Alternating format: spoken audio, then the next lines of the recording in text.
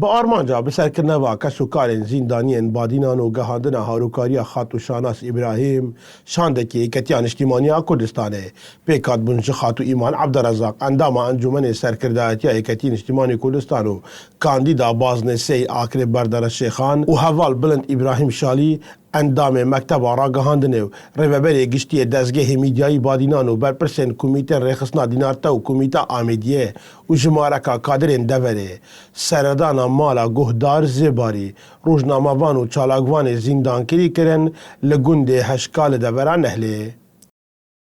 ام هوسا خلق خودت جايين كو افروكا يوفر الدبر وبهدينان بالانسو هزه بهتا جهرين چمكي امن بين هريات دست حزبك ابتنادا كو اوج حزب كويا تعدايه كزور اللي خلقت كاتن ودليل اوج افروكا امل مولا جهدار زيبارينا كو اوجي كشوان جرتيه زندانيه بهدينان كو حكم 6 ساله بون هاتيا سپاندن وبيكو كوان هیچ توانک مازن کربیتن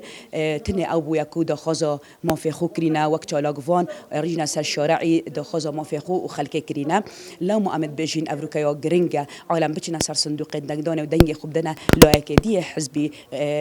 کاندید غیر حزب کو دا بشن اوی بالانس سیاسی بهت گورین و افتعدایل دور و بهدینان نمینتن هروکو کاک قبات طلبانی سروچ لسته ها پیمانی کردستانی راگیان راستی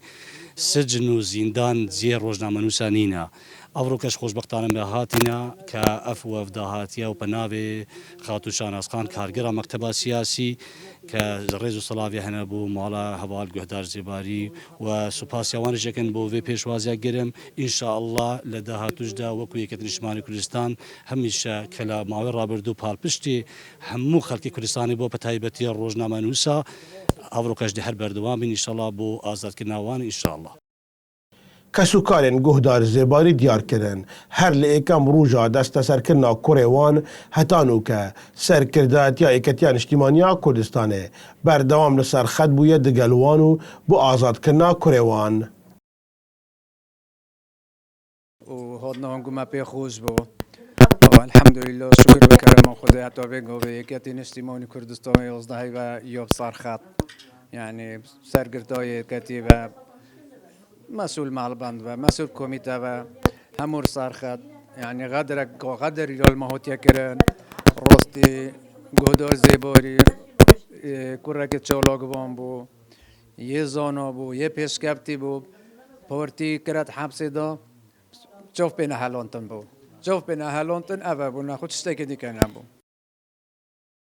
مالباتا guhdar Zêbarî wek girtiyekê badînan piştevaniya xwe bo Yêketiya Niştimaniya Kurdistanê û hevpeymaniya Kurdistanî dûpat kirin. Hîviyên wan ew bûn rojekê kurê wan û hemû zîndanî û çalakvanên badînan bihêne azadkirin. İsmaîl Seîd, Dezgehê Mîdyayî Badînan, Nahiya Dînar te.